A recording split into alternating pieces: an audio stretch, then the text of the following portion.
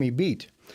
Delighted to be here this week and to entertain you with some of the excellent things that are happening in our community and throughout South Florida and throughout the entertainment world and bring you some news about a lot of things that are going on. First and foremost, I'd like to thank all of our audience and our viewers that tuned in last week and watched our show. It was amazing. It was like I'm profoundly grateful for you tuning in. Our first show. In less than 24 hours, we had over 4,000 views, and that is remarkable. So I want to thank everybody for doing that. And I would like to ask you if you would please share this video, share the show with everybody, because I think that everybody will have a lot to gain from it. This week we have a very special guest, a lady that I have known for a while. She's a fantastic artist. She is from our community. She's not only a local artist in our community here in South Florida, but she has traveled throughout the world and entertained people throughout the world. So at this time, I'd like to introduce my best friend and great singer, Lucy Grau. Hi, Rene. It's so great to be here with you in this program. I'm very excited to have a chat with you. Thank you, Lucy. We were delighted to have you here, and it's really a pleasure because I have been following your music for years, and you are such a wonderful entertainer. You have the ability to capture the audience and make them come alive. I know that's what I love about what I do, is just trying to have that contagious energy and transmitting it, and that's my favorite part of the whole performing.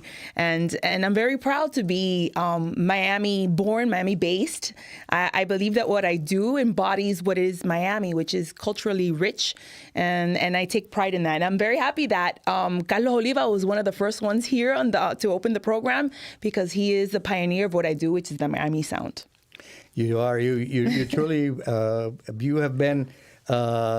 You have been coined as the lady that is that inherited the Miami sound. Yes, Carlos calls me la heredera del sonido de Miami, the heiress of the Miami sound, which is a big title, but I wear it very proudly because that's what I am. That's who I am. You know, I was born here, and this community means the world to me. Talk about how you got into the entertainment business, how you started singing, a little bit about your background. You were born here in Miami, you were born at Mount Sinai Hospital? Yes, I was born in Miami Beach, born and raised down in Homestead, in the Homestead area, and it's been, I started at a very young age, started in church, in a Methodist church, and with a group called Alpha, which in the Bible means the beginning, and that's where I started. And then, of course, my mom would take me secretly, incognito, without my dad knowing. She would take me to the Cayocho festivals. And then during the breaks between the changes of the bands, you know, because they had like a curtain kind of thing in between, that's where I would go up and have a little cassette tape, because back in the day it was a cassette. That was a long time ago. I'm aging myself. And that's how I started singing in front of, you know, a large audience and diverse and salsa and the, you know, Cuban music. And that's how I started. How did you come up with the idea of merging the wonderful music that you do, the Donna Summer style type music, into the Latin salsa style? How did you come up with that? Well, originally when Donna Summer passed away back in 2012, I realized that nobody had done a tribute to her. I mean, it was, this woman was the queen of disco. So I spoke to the producer. I said, why don't we try to do a little fusion? And because I always, all my life, you know, singing with party bands back in the day, those are like her songs, the On the Radio, Last Dance, etc. They were all like iconic songs that we would sing in the party bands. So I said, let's just, you know, and I would always be experimenting with doing those fusions of doing a little maybe Latin jazz, with some English lyrics and things like that.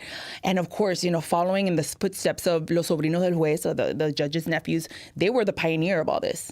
So that happened, and then I saw that it was, people wanted it, they loved it when I first came out with Last Dance, and they wanted more. So that's why I contested, okay, there's a little niche here. Let me just continue doing it. And it just comes very naturally to me, because I can transition from English to Spanish, Spanish to English without any, you know, effortlessly. And so I just said, let me take advantage of that. So that's why I started doing that. And it continues. You certainly do. And it, and it is a great way to entertain our local community here, because everybody, you know, that comes to your shows, you know, enjoys that very much. And so not just the Hispanics, but also the English-speaking Absolutely. audience. I realized that when I used to work in some clubs or some important venues in La Pequeña Habana, Little Havana, I noticed a lot of the tourists would come and they would enjoy, of course, the beat and everything, but then they would appreciate even more understanding what I was singing. Because, of course, you want to get the whole, Latino, Cuban feel for it, because that's what Miami is, but you want to try to understand what you know. Exactly. No, and you have shared the stage with a lot of iconic artists throughout the world. But talk about that a little bit, because I have a list. You've been on stage with Andy Garcia. Yes. With Roberto Torres, Eddie Santiago. Talk about those experiences. I have been blessed with sharing the stage, whether it was back in the day when I started being their backup vocals or actually doing something with them. Andy Garcia was a wonderful experience. Roberto Torres is like a godfather to me. He's amazing. I've had experiences with a bunch of salseros of around the world. Carlos Oliva, as I mentioned earlier. La India, which is almost like a sister to me. She's an international recording artist, not just for the salsa community, but she used to do freestyle and other kinds of, American music, which is for me, that's where I started. That's the base of everything that I do. What was it like to be on a stage with Albita? Oh, wow. She is so powerful. Her energy on stage is she's just like, she's there and there, you're like, she doesn't even have to open her mouth because you feel it. And it's just, it was a wonderful experience. So you've shared the stage with some wonderful artists.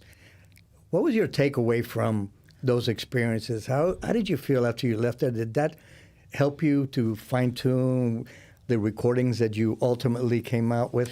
Yeah, absolutely. You always learn from somebody. I think you have to take advantage of those situations and learn from the people that you were able to be next to, and build your own rapport, build your own character, your own style.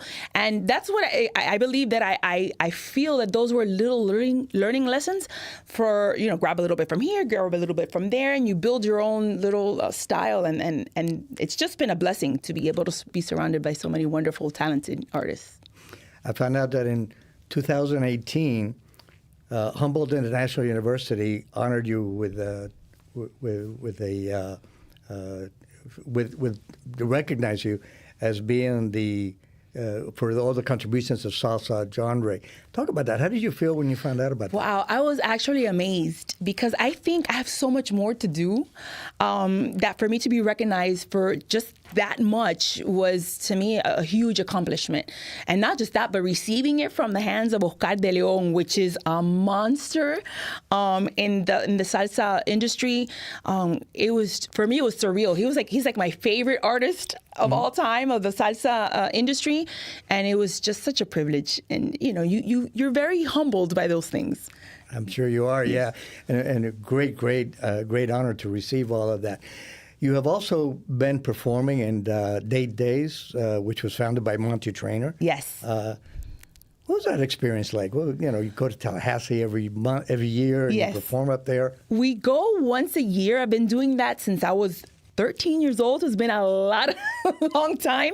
I still go there as representing Orquesta América, which is back in the day was Rubén Otero, and may he rest in peace. He's the founder of Orquesta América, and I've been doing it since then, and it's been 30 some odd years that I have been doing that event, and it's always very special because we get to bring that Miami flavor and make a whole bunch of noise in the middle of Tallahassee, which is super quiet. But it has opened up a lot of doors for me here in the community with our government, and just a lot of great events have come out from that. So yeah, Monty Trainer speaks extremely highly of you. Yes, I adore him. It's just been so many years we've known each other, same as Diane and everybody involved from day one, from Date Days. Bob Levy, which passed away, as you all know. It has just been something that's formed me. Great experiences to Absolutely. Be involved in that. But that is just one of many activities that you're involved in the community. Talk a little bit about some of the other great community activities that you're involved in, nonprofit organizations, et cetera. Well, I am involved in Autism Speaks because one of my nieces and a nephew have autism. So we try to, contribute as much as we can with our talents and things like that. I also do a lot of, I do some community theater, which is fulfilling for me because during when I went to college, that's what I studied is musical theater, believe it or not. That's where my foundation. And it's just, I have a lot of fun doing that, building, helping other young talents build up, their confidence in themselves. And that's important. I read an article recently about your story, your life on the stage. And the article in the newspaper was quoted as saying that you are known for your true vocals and charismatic stage presence. Oh, that's nice. Yes, I try to transmit what I feel. I try to be as realistic as I am. So what you see is what you get. So it's nothing like, I'm one thing off stage and another thing on stage. Of course, when you're on stage, it's like a switch. It's unbelievable when you're on stage. So to get that kind of compliment, I think it's amazing. Yeah. Well, this is a sad week for the music industry. Yeah. We lost the queen of rock. Yes. Andre, if you could put her picture up, Tina Turner. Wow. An icon. Tina Turner is just one of those people that influence you, not just musically, but as a powerful woman, a woman that was mistreated, abused, and she just got out of that and she went with it and she built and she just created this fireball of just power and endurance she brought through a very powerful message. How much influence did that bring to your career? No, always. It just makes you think you can do anything. You can get out of any situation. And as talented as she was, it's just even till her last moment, you see her, she looked fantastic. She was respected by so many people, a very peaceful human being from what I hear. I was listening to some of the interviews about her. It's just, she seemed like she was a fascinating woman and just very peaceful and, quiet and pacific. And she's something to admire because when she was on stage, she was like a powerhouse. And then all of a sudden behind, she was like a very zen. And so yes. She truly was. We're going to miss her a lot. Yes, absolutely. Anecdotally, I have a cute story to tell you about Tina. I'd love to hear it. And my roommate, Tom Schutte, who was the drummer for the Rhodes Brothers and many other famous artists throughout the world, was invited by Ike Turner to come out to Las Vegas and audition because they were getting ready to go on tour to Europe. So he flew out there, and the following day he goes down into the studio, and there's all these musicians there, and Ike Turner tells Tom, go ahead and sit behind the drums. He says, we're going to try a song. So they hand him some sheet music, and he puts it on the music stand, and Ike Turner puts his guitar on, and he says, okay, Tom, he says, kick it off. So Tom, in his traditional, kicks it off with, the traditional start by the drummer. And he plays a song, Proud Mary, throughout without missing a beat. Wow. His beat was completely perfect. Everything was excellent. The audition finishes. Ike takes his guitar off, goes over, shakes his hand, and he says, I gotta shake your hand. He says, that was amazing. He says, I've never known anybody to walk into a studio like that, audition, and get the song just perfect like that. Wow. How did you do that? But more importantly, how did you do that? You had the music upside down. He says, I couldn't really write that up. I don't read music. No way. So he did it by ear. That is so cool. That was super cool. It's just, there's just so much behind that story because a lot of, he had it upside down and it's like, wow, how did he? Didn't even look at it. It's just the influence of the music. We just brought it to him. It was just, He delivered. Yeah. Now, Tom went on to play with Percy Sledge and, some very famous Lionel Richie. I mean, he's toured the world with a lot of very famous artists. So, but anyway, so you have recorded 4 albums. Yes. And with some phenomenal music. How did that segue into your music industry, into your music career? Well, I started off, like I said, it was just an idea with the whole Last Dance. And then we did a follow-up song, which was to that, which on the radio. But meanwhile, parallel, we were doing some, original music, compositions that I had done, which went well, but people still wanted, like the follow-ups. So we did some other albums doing with, the original thing. And then I believe the most recent one, it was A Petición, which is by request. Mm-hmm. So what I did was I went on social media, on Facebook, and I said, okay, what songs would you guys like to hear in a salsa version, a disco song? And you should have seen the kind of requests. A lot of them I had to, unfortunately, kind of discard because, you couldn't translate it into like a salsa beat. Right. So that's when we came up with at least the most recent one, which is, that's my favorite one because it's just a whole compilation of like wonderful songs from the era. We Are Family, Bad Girls, Heaven Knows, which I did with Carlos, If I Can't Have You. So it's just, it was a marvelous experience being able to please. And I still have a whole list more that I'm like, I don't know what to do. I might do another. Want something like that because it's just so many songs were left behind, and it's kind of sad to be. I love to please people, so with that said, I might just do another one as well. So well, we would love it if you did because just throw me some ideas, right here on the chat. Say, hey, why don't you do this one in salsa? So that would be a lot of fun. There you go. We'll ask our audience, to contact you. Get on your Facebook page, Instagram, TikTok. I'm on all that stuff. All that stuff. So have them send some suggestions to you. At this time, I'd like to ask Andrea, our producer, to play a little bit of one of your very famous songs that you recorded, which is called Last Dance. Andre, would you please cue that up and play it for the audience?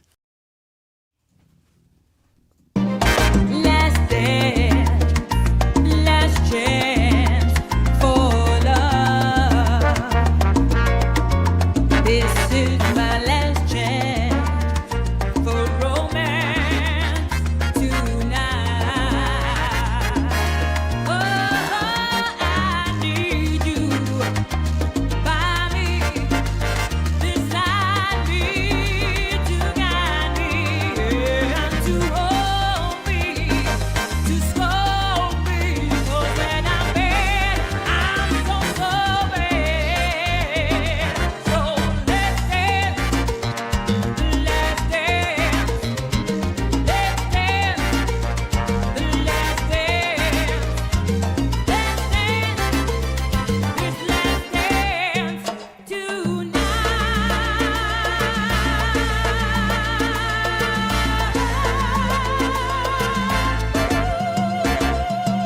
El último.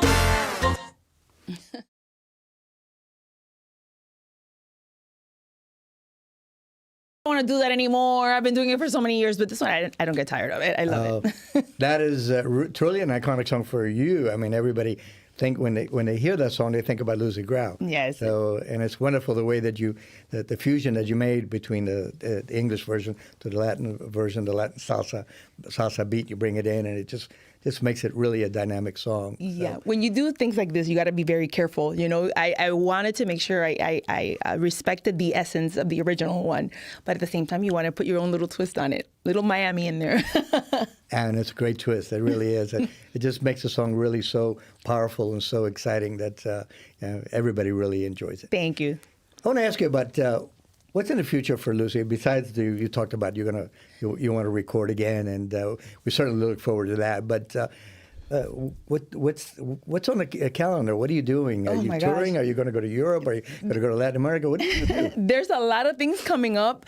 For example, the recordings. I'm also doing at the same time recordings of some Spanish songs because I have a lot of requests from people from Ecuador, from Peru, asking me to do things in Spanish, Colombia. And then once we finish that album in Spanish, then we will be touring, South America.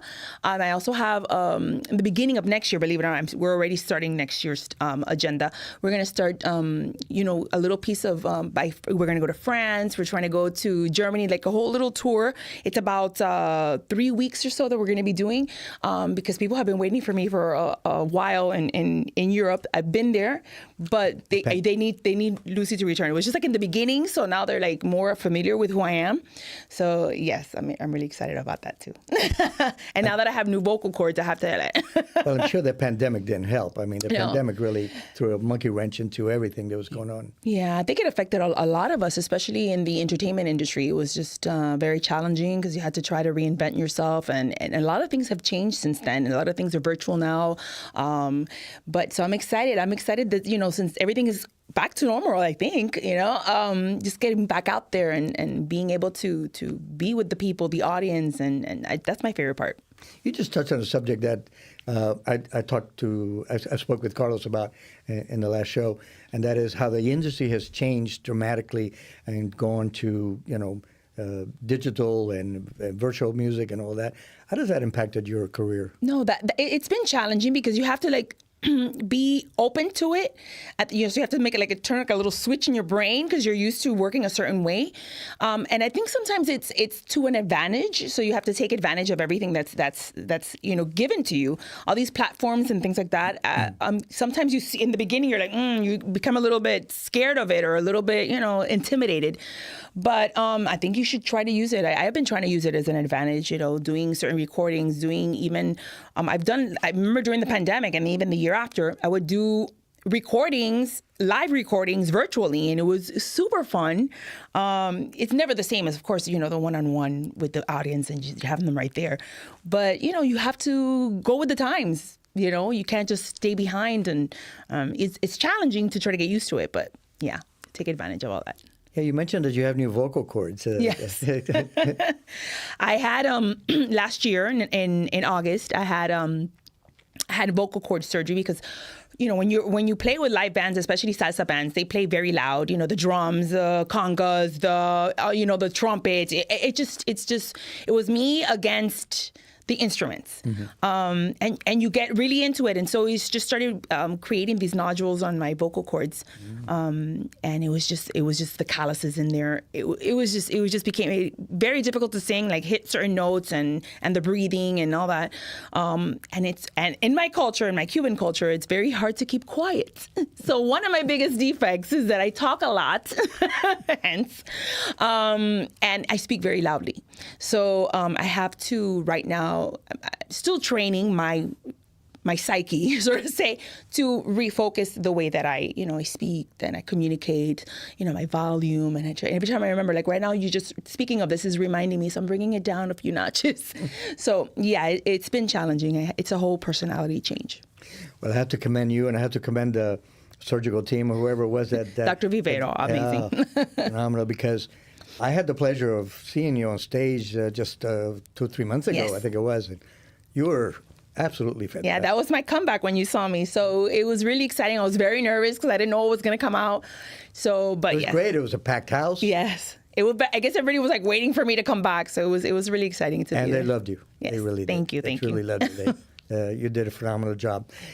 One of the things that really impresses me about whenever you record, whenever you perform, is the quality of these musicians that you're surrounded by. How do you manage to do that? Well, I've been blessed that I've been surrounded by such great, talented musicians that can really, give me that extra oomph.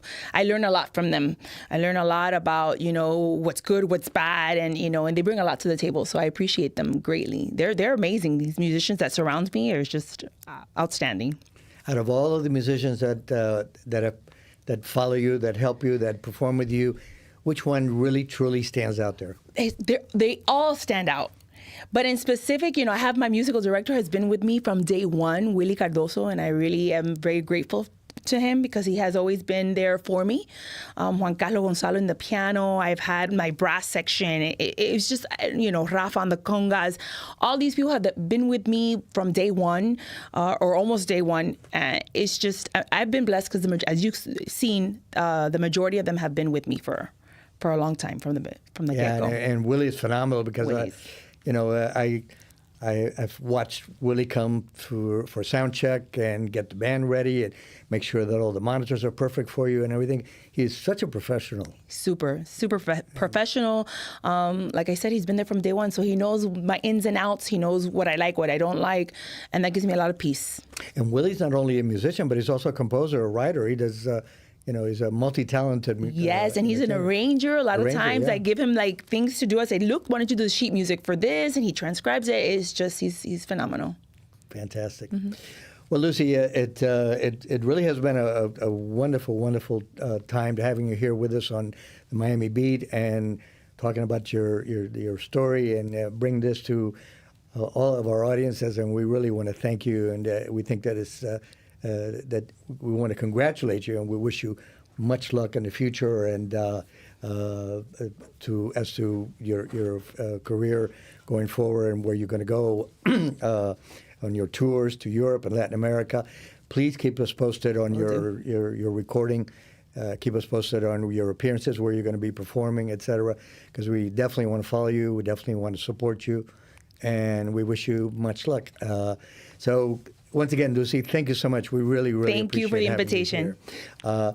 But at this time, I'd like to close our show today with a tribute to the Queen of Rock, who unfortunately passed away this week. I want to play a little video from her. So, Andres, if you could please cue that up. We'd like to pay tribute to Tina Turner, the Queen of Rock.